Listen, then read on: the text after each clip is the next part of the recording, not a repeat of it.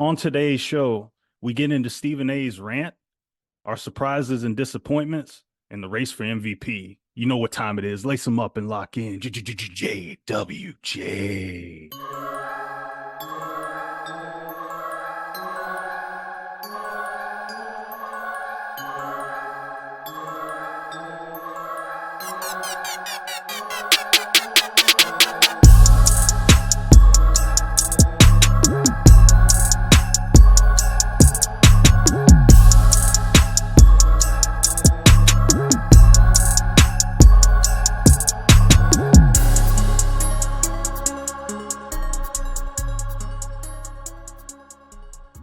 Ladies and gentlemen, welcome to episode 6 of the JWJ podcast. It's your boy Shane.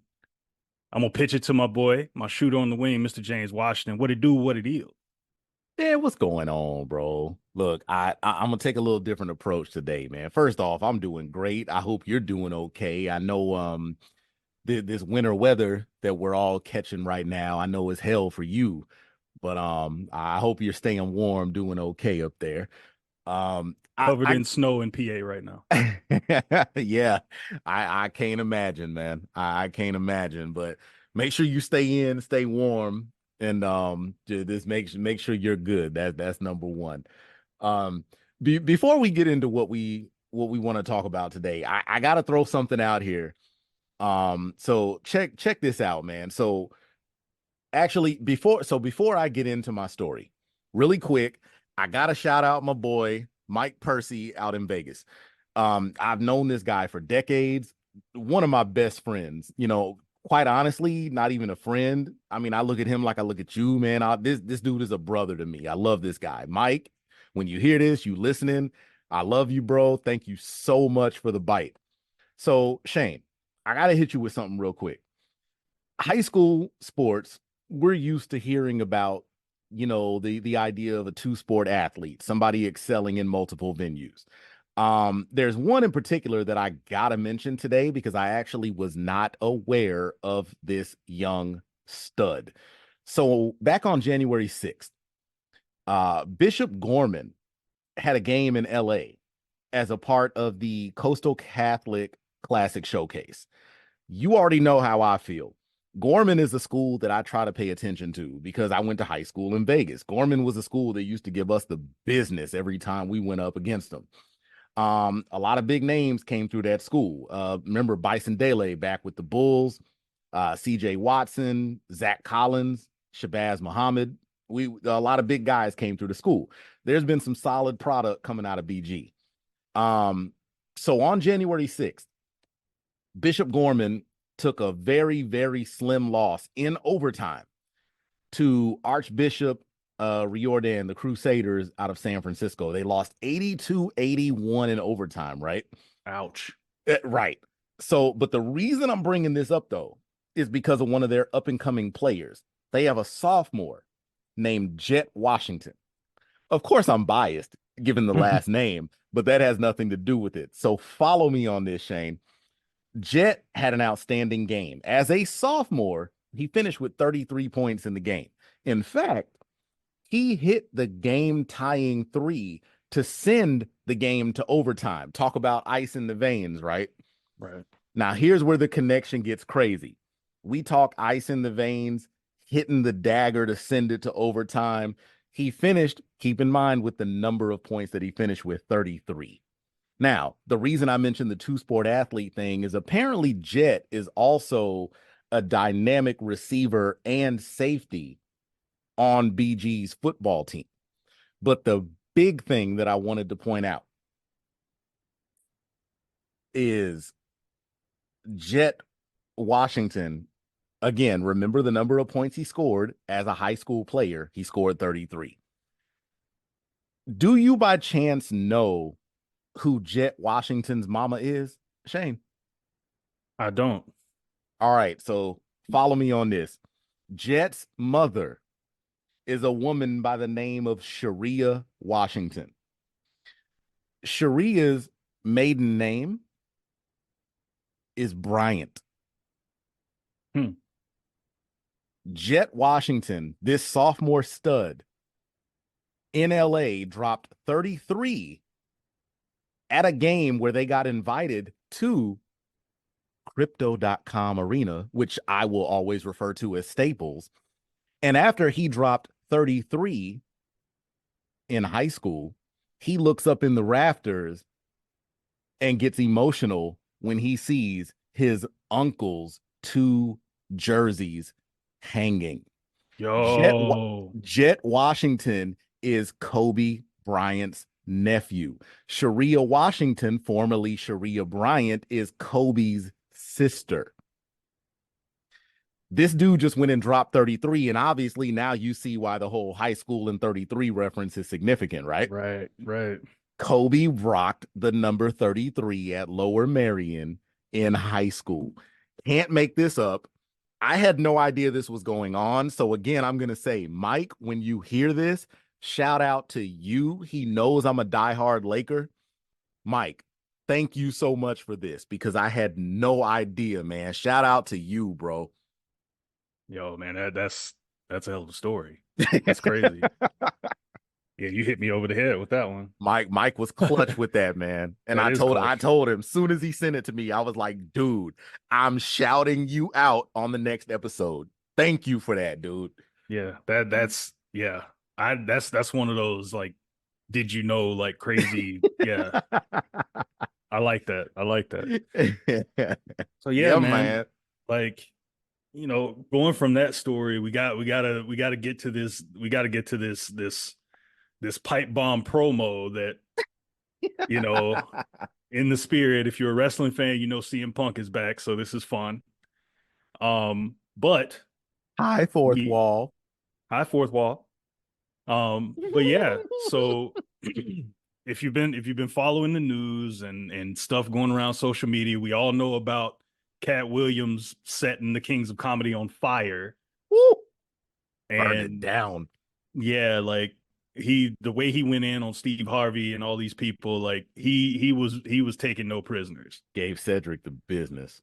So in the spirit And of Ricky Smiley. He roasted Ricky Smiley, bro. and Ricky Smiley and D'Angelo Russell even called a stray, Yep. which so Yeah, yeah.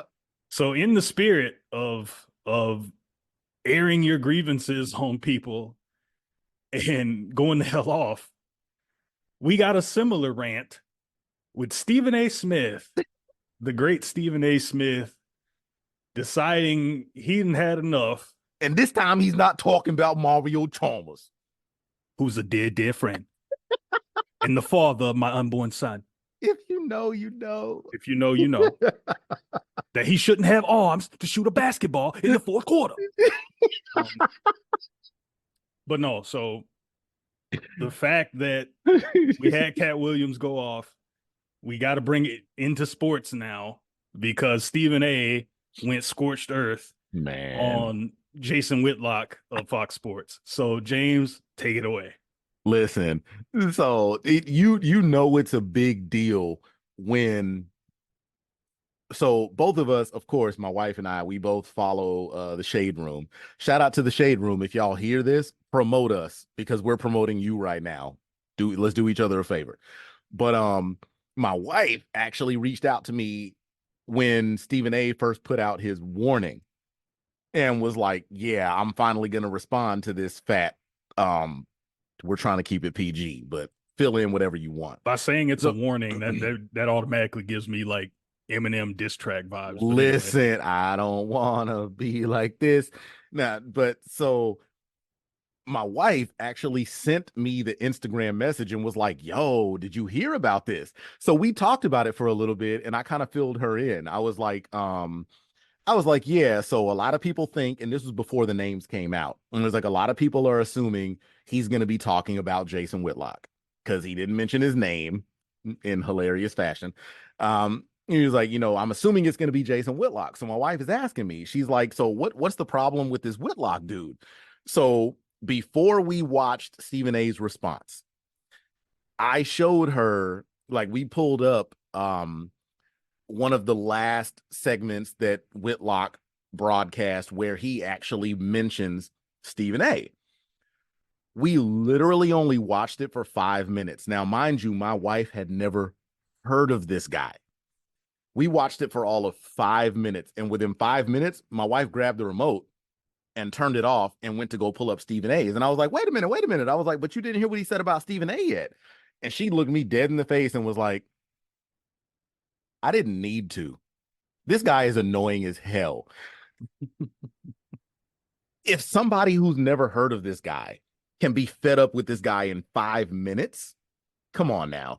So, so, so fast forward to the Stephen A stuff. A lot of people have a lot of issues with him. Let me not even lie, because that's another thing I got to point out. I say a lot of people. It's not a lot of people. One person, and yeah, I'm about to throw a shot in a minute here too. Maybe I'm feeling kind of Cat Williams-ish. Most people are saying, like, Jason Whitlock had this coming because he's been steady prodding Stephen A for the longest, and everybody has a breaking point. So I don't have a problem with what Stephen A did at all, given the fact that according to Stephen A, and there's evidence to back it up, he's been fighting saying anything for a decade. He's been waiting so long to say anything. So I don't have a problem with him responding the way that he did. It's like eventually it's the whole thing about like, oh, I poke bears. Well, guess what, Jason Whitlock? Even though you're built like a bear, Stephen A is the bear. That's not what you do. So stop laughing, man. So, look, I was on a roll for a minute. Oh, So go ahead. I'm gonna let you so cook. I'm gonna let you cook. so the fact that you pushed him to this level, I don't think people should be mad that he's responding in the way that he did. And the one person that I've seen so far that has been like, oh, what he did was unprofessional, and it was, embarrassing and demeaning and all this kind of stuff. Did you see who it was, Shane? I'll give you a hint. It's also a minority reporter that is no longer employed by ESPN. Broussard? No, it actually wasn't Broussard. Oh, really? Go female. Oh, you female? Yeah, go female. Jamel? No, oh no. Jamel actually took Stephen A's side. Oh, And yeah, she was, yeah. That's right. That's right. yeah. So who? She actually took his side. Who is one of the other prominent female reporters that we had with the company that's not there anymore? I'll give you a hint. Part of it was over what she had to say about Aaron Rodgers and his COVID comments. Oh, Sage? It was Sage, Yeah, yeah. Shane. Sage, who ironically ended up losing her job because you went full Whitlock and said you were offended by the fact that Barack Obama identifies as black on his census and on his tax returns. And you come out and really throw shade at this guy and say that you have the nerve to identify as black when your mom and your grandmother are white and your dad was quote unquote nowhere in the picture.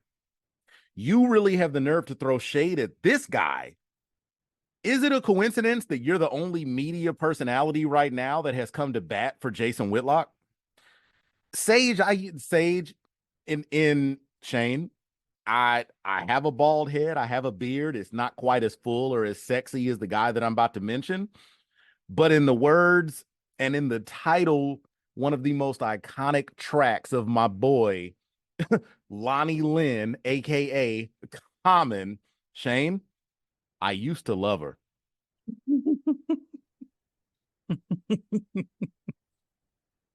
Yeah, Sage, she Sage can just kick rocks. Sage just lost me, bro. Oh yeah. I mean, shit, she lost me a long time ago. Yeah. Yeah. Um, Yeah. yeah. I used to love her. So I used to love her. Yeah, so yeah, she can kick rocks. And I'll never be salty that she was with the boys in the hood because the way that she acts, she's never gonna go there. But anyway, so about you, Shane, how you feel about how you feel about this? I feel like I've ranted for a little too long. It's funny because if you'd asked me years ago if I'd had the Sage Steel heel turn on the bingo card, I'd been like no. But but I mean, the fact that somebody's willing to knowing what we know about Jason Whitlock, and just to give y'all a small like bit of context about how I feel about Jason Whitlock. Fuck him. Anyway, um, You can't do all that while I'm drinking, bro. Oh no, all I'm saying bro! I is almost choked on this water, man. I'm not a fan. I've never been a fan. I need to find Um, somebody that's not named Sage Steele that is a fan. I mean, maybe his mom. I mean, I don't know. I even feel like she might question it. Yeah, I don't know, but But I'm not. I I'm not here to bag him. It's yeah, I've never been a Whitlock guy. I mean, obviously, he's in my field and he has a name and all that, but I've just never been a fan of how he goes about his business. he's shady.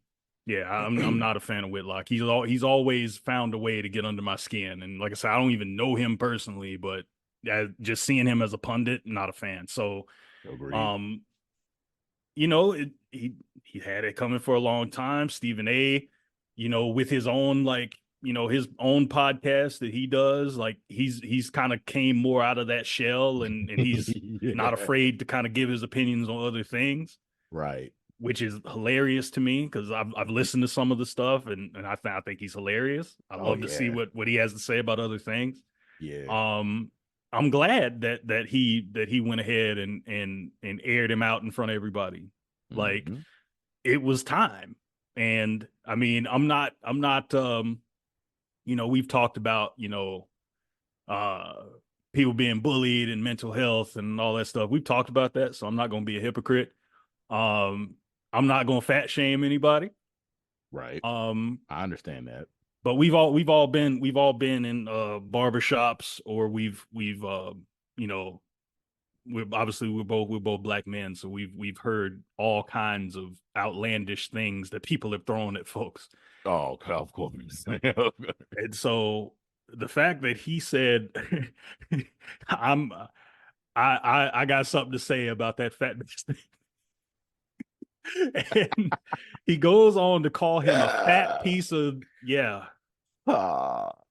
But that So that to me just speaks on how fed up he was. It's right. like it's that kind of thing where and I mentioned this to wifey in a reference too. I was like, it's that kind of thing where if you're playing it, like if you're on the court, you're playing ball, and the referee will see that, like, like I threw, like, say you threw a forearm at me, Hmm. but they didn't see the 4 or 5 times before when I elbowed you in the ribs. So you get in trouble and I don't. That's how I look at this situation. It's like Stephen A went out of his way to avoid all of this. And he just kept getting, again, poking the bear. Right. He Jason just kept prodding him. And eventually he got to a point where Stephen A is like, yo, I'm sick of this. And you could see that he was over it because the lead up to the rant, this dude gave us a laundry list of everybody that he reached out to, and he's like, yo, I apologize in advance. This dude he said he even called his pastor, said he called ESPN. He emailed ESPN and let them know, I'm letting y'all know now, this is what's about to happen. Like, that's when you know you're fed up. Yeah. When it becomes methodical with your response. It wasn't just a spur of the moment, I'm snapping. This dude said, I'm about to go off. Let me make sure I cover my bases. That's when you know it's truly enough. Right. And I mean, he went as far as to say, like, look, it is in my contract that I will not work with this dude. Yes. Like it's literally you just move some name around. It's pretty much the Cat Williams rant, except it's Stephen A and Whitlock and not Cat Williams versus the world. Right. So Right. yeah, like the stuff needed to be said. And I'm glad that he went out and did that. And I Mhm. mean, Whitlock seems like the type of dude that people would want to stay away from because it's bad news, dude. You don't want to be associated with that. Like you just Right. don't. Like Right. the stuff he stands for, the stuff he says, he's basically if Uncle Ruckus was a journalist. So like I'm good on that. I'm good on that. But Yeah. yeah, and but yeah, so we're gonna change gears a little bit, and we're gonna get into the association. Let's get it. So James, we've gotten pretty deep into the season now. We're almost in the second half coming up. All-Star break will be here before we know it. So Very close. Yeah. like there's a lot to talk about. I mean, there's a lot of surprises, disappointments so far in the season. Teams that are playing better than we thought. Some teams playing a lot worse than we thought. Um, so we'll get into that. So James, like I'll ask you, like what are some of your surprises and disappointments at this point in the season? I it's tough when we think of the concept of surprises and disappointments, but I think probably my biggest surprise, I refuse to acknowledge that crosstown team as a Laker fan, so I'm gonna let you jump into that. I think the biggest surprise for me right now is probably how well Minnesota's doing. Yeah. I think Minnesota's playing outstanding. I mean, they're top of the West right now. And I don't think anybody saw that coming. I know for a fact. I mentioned last season when the trade went down that sent Gobert to Minnesota. I got on this podcast, and if y'all don't remember, go back and listen. Please follow us and subscribe. But I mentioned that I didn't think it was going to work. I didn't think that having guys like Gobert and Karl Anthony Towns on the same team, I didn't think it was going to be productive. I didn't think it was going to be successful. So I mean, I would say, if anything, the only reason that this shouldn't come off as a surprise is because, man, Anthony Edwards, bro. Anthony Edwards is a freaking beast. And he's really coming into his own as far as the league goes. So I wouldn't be surprised if he ends up in MVP talks, at some point. Maybe not this season, but I think it's just a matter of time for him. But I think definitely my biggest surprise right now is probably Minnesota. Yeah, like piggybacking off of Minnesota, like it's interesting to me that their team is number one in the West, and there is no one on that team getting any kind of MVP love at all. Um, like it kind of throws me a little bit because I feel like this is kind of I think the reason they're not getting that love is because people expect the fall off. It's kind of like last year when we saw how Utah started, and everybody's like, that's different. And then Utah didn't even make the playoffs. So um, so the crazy thing about it to me is just obviously it took some time for the Gobert Towns thing to work. Um, and I think it's fair to be skeptical of them because you have so much of the what the modern NBA is, and then you look at what Minnesota has out there. There's not really any teams playing two bigs. And so they've leaned into Gobert, who's having a great year. He's had a nice bounce back from that first year in Minnesota. I think he's back to his level as being one of the premier defensive bigs in the league. And he's also been there for finishing around the rim. I think he's bounced back nicely from him basically getting roasted. Um, and like you said, Anthony Edwards has been phenomenal. Like that dude is he's gonna be a multi-time All-Star. Great career, everything. But like, and I think we got to give Cat some love. I mean, we like to kind of roast Cat a little bit, but no, he's been great as well. I feel like he's changed his game. Like, and that to me is the mark of a star. If you're willing to accommodate for your teammates and shift what you do in order to make them work or make Right. them more productive, more successful. And that's not something that we would typically see from Karl Anthony Towns. Right. So I think that's big. I think it's the understanding that he's not the best player on that team. I think the sooner that they Oh, I agree basically, with that. as soon as they establish that pecking order and they said, okay, Ant's the guy, Cat is two, Gobert's the three. Like he's the third guy on there. And not even so much in terms of production per se, even though I think he might be. They got other pieces on that team that are really good. I mean, Nas Reed. I mean, look at him. I mean, being a Mavs fan, we were looking at. I was listening to a bunch of podcasts saying, hey, maybe they should try to go at Nas Reed. I mean, he'd be a nice Yeah, fit and for yeah, a lot of teams. But like I said, I think him accepting that he's not the best player on the team in terms of who should get the shots and all that, it allows him to kind of play more of his own role, which is, spread the floor. And, I think he's looked more aggressive as well. He's looked pretty good going to the basket. He had a big dunk in the game the other day. So, right. yeah, I think, yeah, I didn't see them being number one in the West at all. Another team, if we're looking at surprises, um, OKC, I think we knew they'd be better, but I don't think we saw them, especially with Shea Gilgeous-Alexander being like, third in MVP, right now, at this point in the season.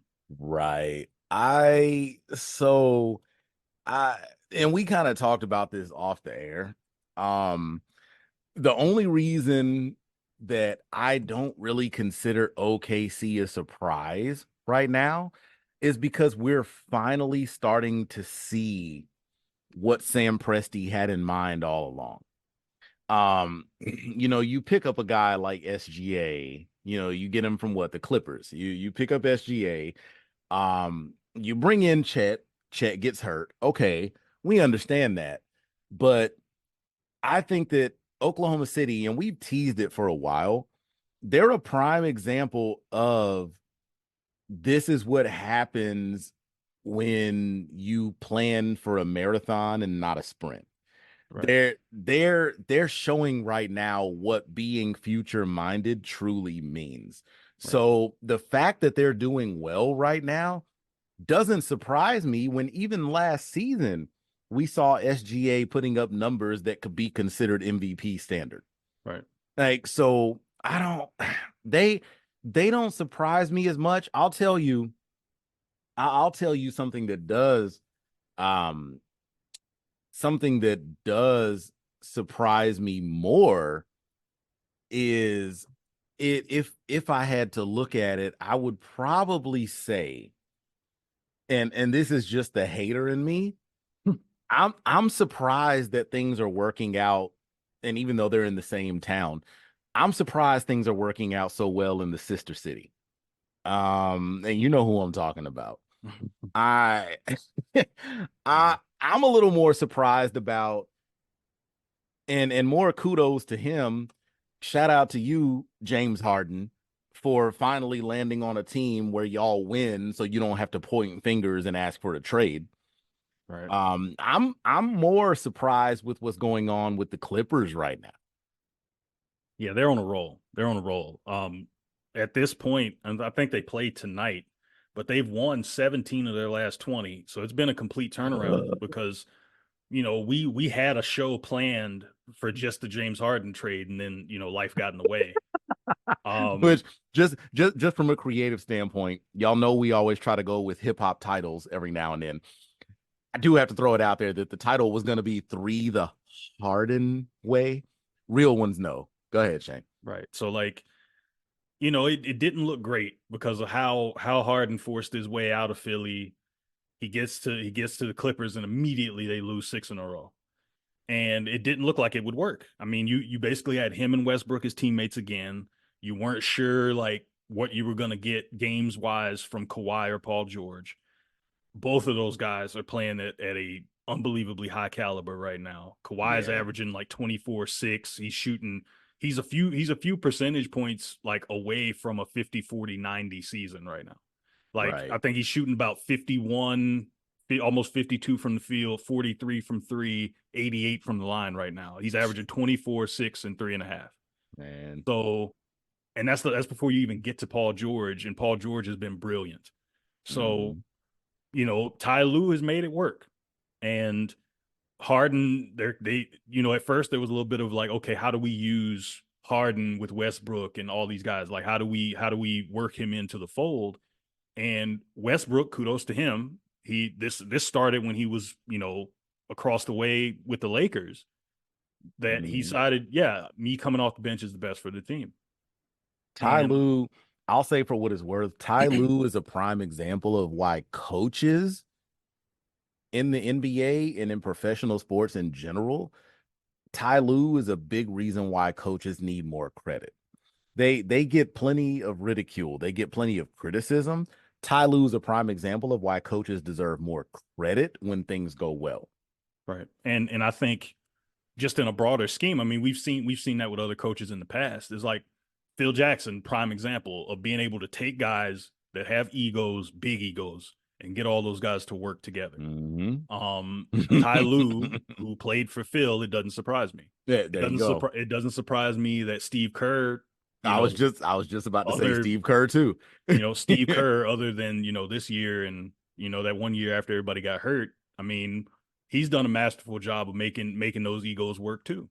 And Mm-hmm. so Ty Lue Agreed. deserves all the credit for this, as well as, Agreed. the players being great. Kudos to Kawhi. He's only missed, I think, 4 games this year. That's big. That's And big. Paul I George has won't been I won't healthy as clown well. him. Yeah, I won't clown Kawhi on the load management tip right now because no, he's been showing up.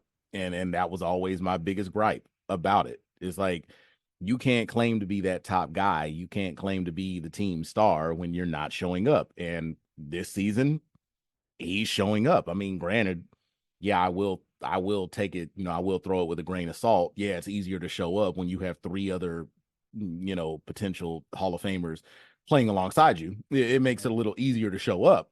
But yeah, he's here. And that's all you can ask for when it comes to, the man that's supposed to be your top guy. Right. And I mean, like I said, I mean, we got to see how this goes as far as we get closer to the playoffs. Obviously, provided health, things like that. Mm-hmm. They're 25-14 right now.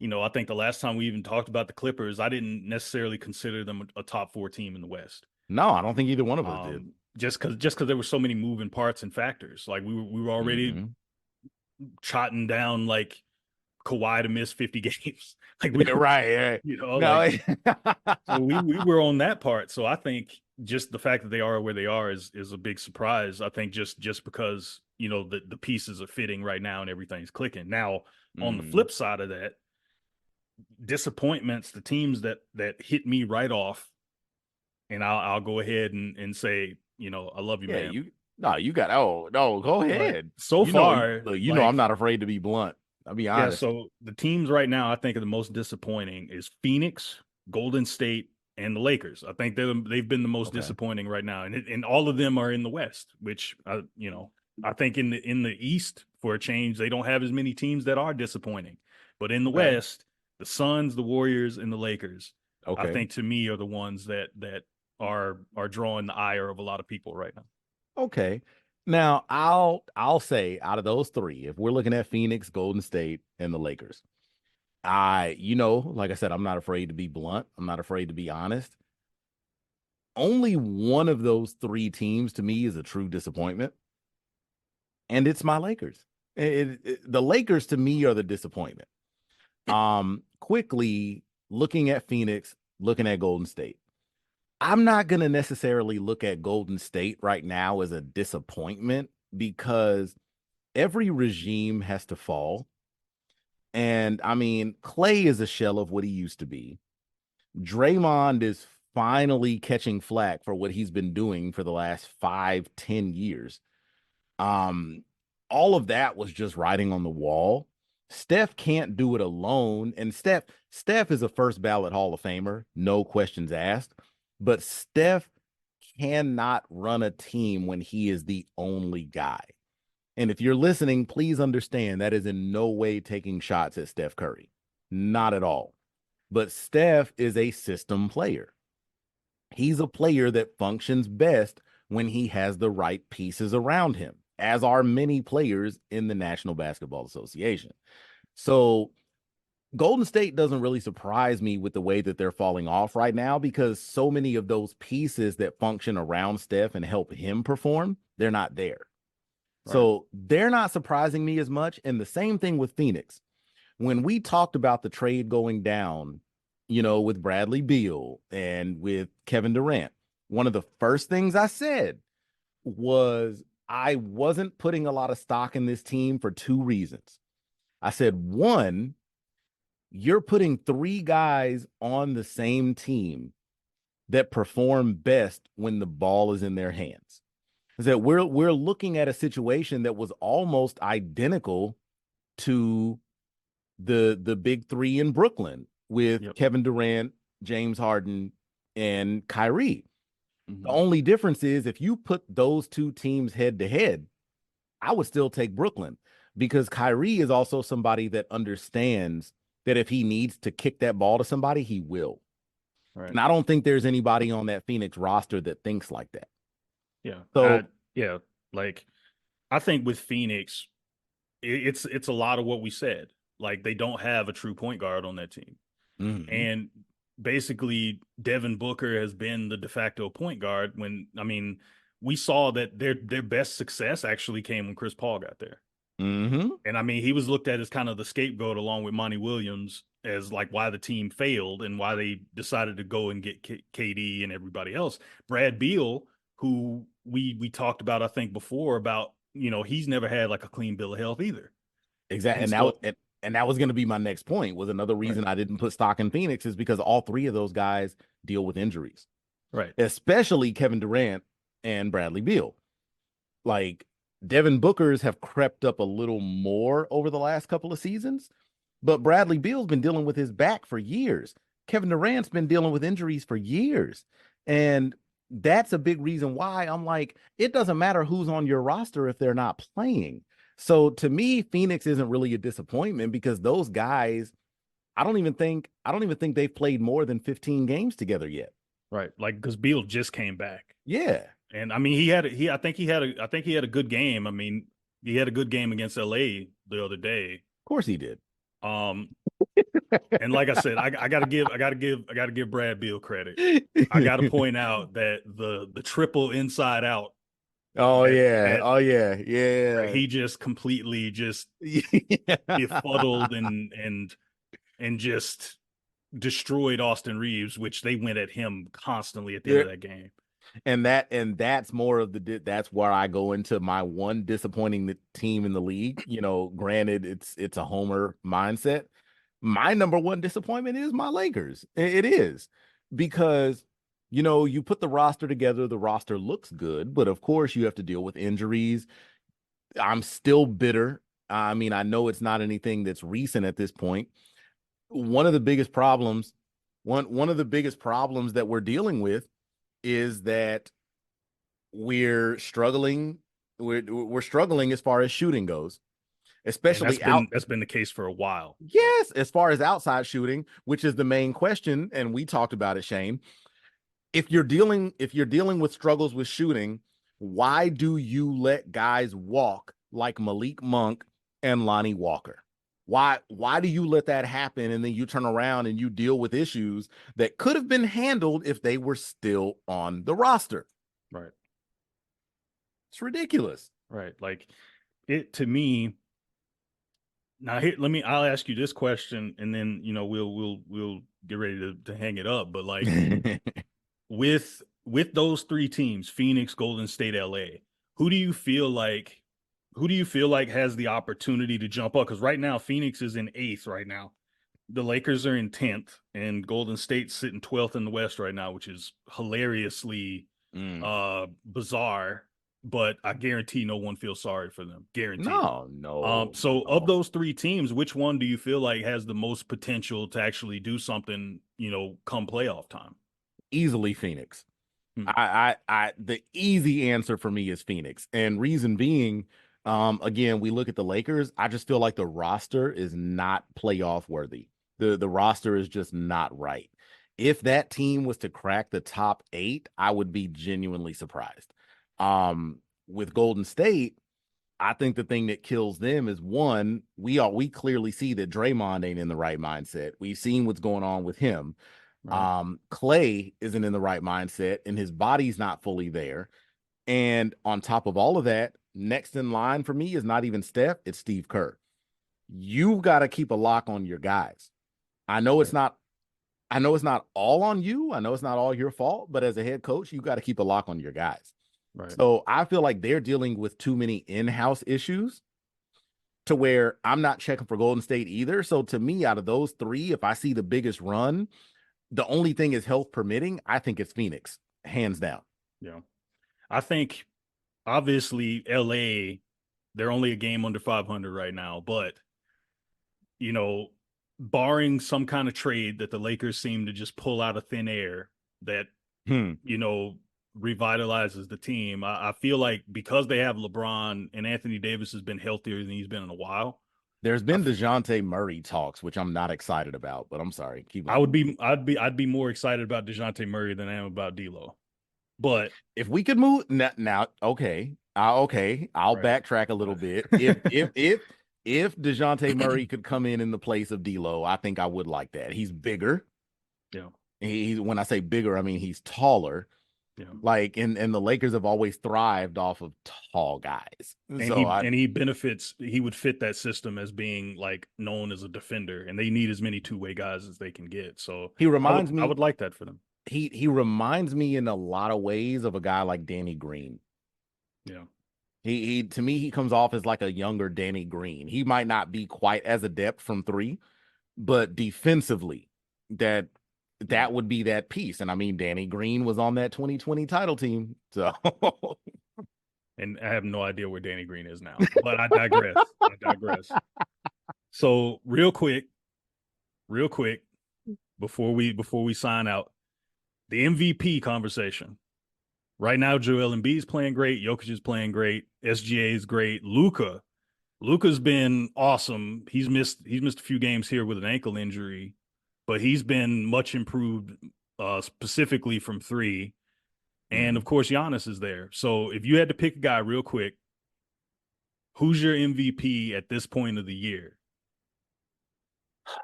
Jesus. On the spot.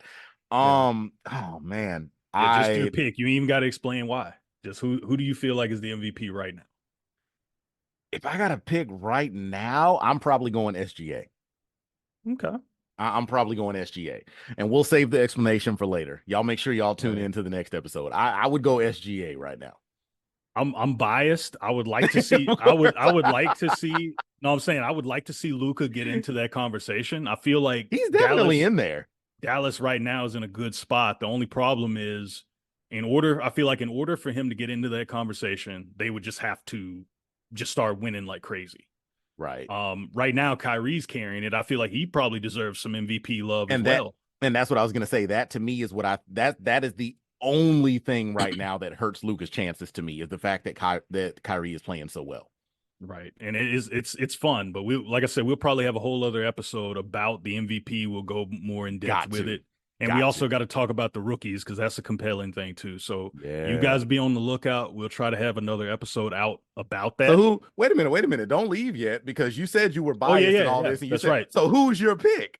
Who So give so a who's your honestly, pick? honestly, if selfishly, it would be nice to see Luca get it, but Okay. right now, I think right now I would have to give it to Embiid again. Huh. Okay. He's just been so good. So yeah, Okay. Okay. Like I said, explanations to come. right. We'll get to that. Explanations to We'll get come. to that later. We'll get Right. So all right. that being said, ladies and gentlemen, if you have made it this far, I want to thank you for making JWJ a part of your day. If you're not already, make sure that you follow the JWJ podcast wherever you get your podcasts. We're on almost every platform, including Anchor, Spotify, iHeartRadio, Apple Podcasts, and more. If you are listening to us on Apple Podcasts, be sure to rate, review, and subscribe to the podcast. If you're listening to us on YouTube, hit like, hit subscribe, and click that notification bell to be notified whenever we release new content. Personally, we're also on Instagram, Facebook, and Twitter at the JWJ Podcast. You can follow me and James individually. You can find me at It's a Thomas Thing. And you can find James at Titletown's Mayor. If you'd like to weigh in on the topics we've discussed today, drop us a comment, shoot us an email at the JWJ Podcast, leave us comments on Instagram for a chance to be included in a future episode. So with that being said, until next time, thanks again for your support, and thank you for tuning in to JWJ.